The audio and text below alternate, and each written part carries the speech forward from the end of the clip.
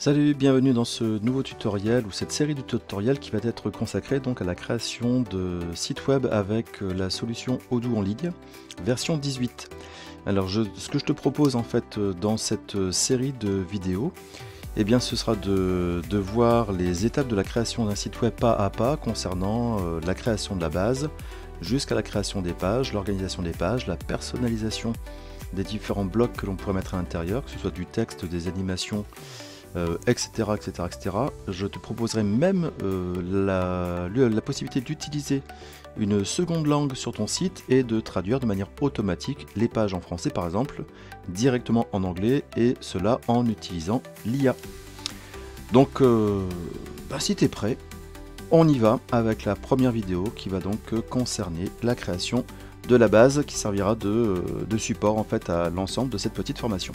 On va donc commencer par créer la base qui va nous servir de support à la formation tout au long des différents tutoriels, et on va prendre un peu de temps pour passer en revue les éléments essentiels qu'il faut connaître sur l'interface du module site web de chez Odoo. Alors pour découvrir le module web de chez Odoo, je vous propose de partir d'une base vierge que nous allons compléter ensemble. Alors pour l'instant, je vais cliquer sur le bouton créer et choisir uniquement le module site web, pour lequel j'ai un accès illimité et avec un nombre d'utilisateurs aussi illimité. Je clique sur continuer. Je vais renseigner ici le nom de mon entreprise. Par exemple, je vais l'appeler mon entreprise. Vous voyez ici ce qui apparaît, c'est donc le nom de l'URL que vous aurez pour votre futur site web. Vous avez les informations, email, numéro de téléphone, etc. Alors bien sûr ici c'est caché. Je vais cliquer sur démarrer maintenant. Jusque là c'est la même chose que pour la création d'une base qui aurait les modules vente, etc. qui auraient été créés. Alors quand vous êtes dans cette situation là, par défaut effectivement Odoo vous propose soit d'avoir un menu accompagné en 4 étapes pour la création, l'interface du site, ou alors vous pouvez passer et commencer directement de zéro. C'est ce que nous allons faire ici, puisque l'objectif est de voir un petit peu comment ça fonctionne. Sachant que vous verrez, une fois qu'on a créé un site, on peut très bien aller rechercher un thème déjà inscrit dans les modèles de chez Odoo. Alors je vais cliquer sur passer et commander et créer. Et donc voici, vous voyez, en fait, mon architecture de site est construite avec une page d'accueil par défaut, une page de contact qui est proposée par défaut, sachant que j'ai toute une série d'informations que je dois personnaliser, puisque vous voyez qu'ici, là j'ai des informations en fait génériques, ici c'est pareil, etc. Alors ce que je vous propose avant de commencer, c'est qu'on regarde un petit peu les différentes parties qui vont nous permettre de gérer notre site et surtout la structure de ce site. Alors quand vous arrivez ici, là bien sûr vous êtes connecté. Ici vous avez un menu qui concerne donc la gestion de l'arborescence et des paramètres, on pourrait dire, de votre site, la page d'accueil, l'éditeur de menu. Ici dans notre cas on a pour l'instant 2 pages, on verra comment on fera pour créer une nouvelle page et ainsi de suite. Vous avez aussi la possibilité d'aller gérer les pages de votre structure, donc par défaut ici on a bien l'accueil, le home, le contact us et le centre, donc les remerciements, qui est utilisé lorsque l'internaute aura par exemple envoyé un message par le biais du lien contactez-nous. Je reviens sur le site web, hop, je vais cliquer. Vous avez également aussi les propriétés de la page en cours. Voyez ici cette page, donc les propriétés. On retrouve le nom, l'URL, si on la fait apparaître ou pas dans le menu, si elle est ou pas une page d'accueil. Donc ça veut dire que si vous avez créé une page d'accueil, vous souhaitez en créer une deuxième à la place et échanger, il suffit simplement d'aller activer les paramètres, c'est ou pas une page d'accueil. Cette page-ci, en tout cas cet élément-ci publié, ça signifie que la page est publiée, donc visible des internautes. Si bien sûr la page n'est pas publiée, vous la verrez vous en tant qu'administrateur, mais les internautes ne la verront pas. On a aussi un travail, en tout cas ici, possibilité d'indexer, d'accord, dans les résultats de recherche, notamment via les moteurs de recherche, etc., etc. Donc vous voyez qu'en plus, on peut très bien, sur une page en particulier, la dupliquer, voire même la supprimer. Alors je vais ignorer. Vous avez ensuite des éléments liés à l'analyse, donc notamment les visiteurs, le nombre de pages vues et ainsi de suite, toute une série d'informations que l'on verra plus tard. Et enfin les configurations, notamment les paramètres du site, quelles sont les langues utilisées, on verra aussi comment faire, et vous avez aussi la possibilité de rajouter des éléments complémentaires qui correspondent à des modules, notamment ici le live chat et l'email marketing, que l'on pourrait tester mais dans d'autres vidéos. L'intérêt, c'est que vous pouvez également intégrer la gestion d'une barre de cookies, informant l'internaute que nous récoltons des données sensibles et lui demander finalement aussi de donner son accord. De la même manière, on peut paramétrer le fait que les clients puissent se créer un compte directement à partir du site, ou alors sur invitation, à savoir c'est nous qui créons en fait les comptes et la personne est amenée à s'authentifier. Sur inscription gratuite, c'est-à-dire que dans ce cas-là, tout internaute pourrait très bien se créer un compte de manière gratuite et transparente. Vous devriez donc à la limite choisir les droits d'accès par défaut. Je vais donc revenir sur le site web. Je ne vais pas enregistrer les modifications. Voilà, je reviens. Donc on a vu ces éléments-là. Vous avez aussi dans la partie gestion des éléments et de publication du site, l'option publier, non publier, qui correspond en fait ici. Donc vous voyez, donc là si je clique sur dépublier, j'ai donc dépublié la page d'accueil. Je peux dépublier aussi. Donc dans ce cas-là, effectivement, les deux éléments étant dépubliés, eh bien, plus rien n'est accessible via le site. Pour rendre accessible, on peut activer aussi l'affichage, la publication de la page concernée.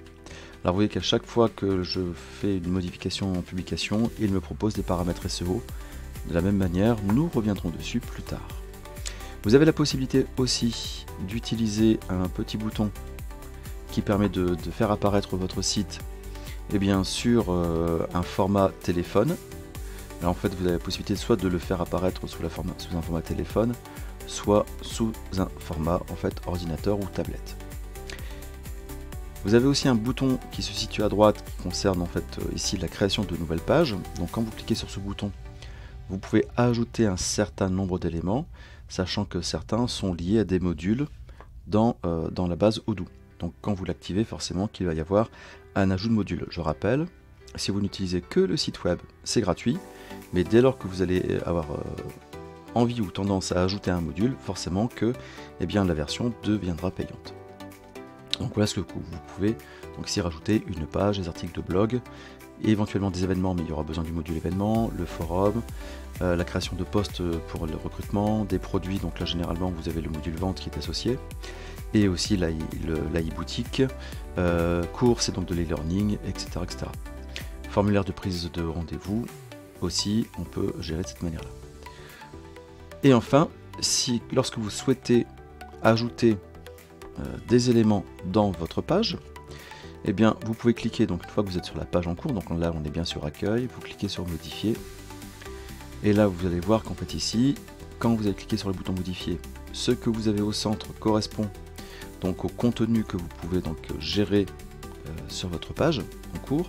Ça fonctionne par le système de blocs. Donc ici là on peut très bien insérer un bloc ici, et les blocs que l'on peut insérer apparaissent dans la partie droite de la page, à savoir vous avez des blocs, à savoir des intros, des colonnes. Donc, si je prends colonne, je fais un glisser-déposer et automatiquement il va me proposer toute une série de modèles qui sont déjà prédéfinis. Imaginons que je prenne ces trois éléments là, automatiquement j'ai choisi mon modèle et il m'a mis à jour. Imaginons qu'en dessous je souhaite rajouter pourquoi pas du texte, je prends le texte et lorsque je vais glisser déposer, vous voyez qu'en fait ici mon bloc je peux le positionner en dessous ou au-dessus finalement du bloc 3 colonnes qui avait été précédemment installé. Je vais par exemple le mettre en dessous. De la même manière, il me propose de rajouter, en tout cas de choisir des éléments.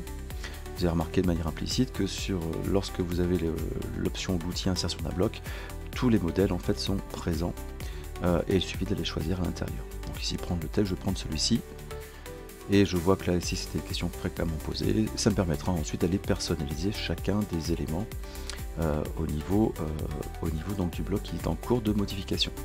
Si je souhaite supprimer un des blocs ou un des éléments, vous voyez qu'ici j'ai toujours la petite, quand je clique sur un des éléments, j'ai la petite poubelle, je clique dessus et ça me permet de supprimer les blocs. Donc c'est relativement facile, c'est relativement aisé au niveau de la prise en main. On n'est pas trop embêté par rapport à ça. Donc là, comme je disais, vous avez les différents types de blocs, donc les catégories, sachant qu'ensuite vous avez donc les contenus internes que l'on peut mobiliser. Il y a quand même des choses assez, c'est assez fourni pour réaliser finalement ici une création, la création d'un site, on pourrait dire standard pour une TPE, une PME, et qui n'a pas vraiment à rougir par rapport, je dirais, à la concurrence. Alors bien sûr, tout ça se fait sans codage, donc si vous voulez vraiment personnaliser les choses, là vous aurez peut-être besoin de mettre les mains dans le cambouis, comme on dit, ou alors faire appel à une personne un peu plus compétente en la matière. Sachant que au niveau de vos blocs, vous pouvez, vous voyez là je viens de cliquer sur la troisième colonne du bloc que j'avais inséré. Dès lors que je clique sur ce bloc, j'ai l'option personnaliser qui apparaît, et là je peux gérer l'agencement, l'alignement, l'arrière-plan si je souhaite, etc. Et on a énormément de choses qui nous sont proposées pour venir personnaliser bien sûr les photos. Les photos, vous pouvez aussi les personnaliser en double-cliquant sur l'image. Et soit vous allez rechercher donc ici une image, par exemple, on va chercher un chat. Voilà. Vous voyez qu'ici finalement ça passe par des bibliothèques en fait libres de droit. Imaginons que je prenne cette image là, je l'ai sélectionnée et elle a automatiquement remplacé l'image précédente. Bien sûr, si je me suis trompé, je peux annuler et donc rétablir l'action précédente. Voilà. Donc voilà les éléments que j'ai en termes de personnalisation. Donc je personnalise lorsque j'ai cliqué sur un bloc.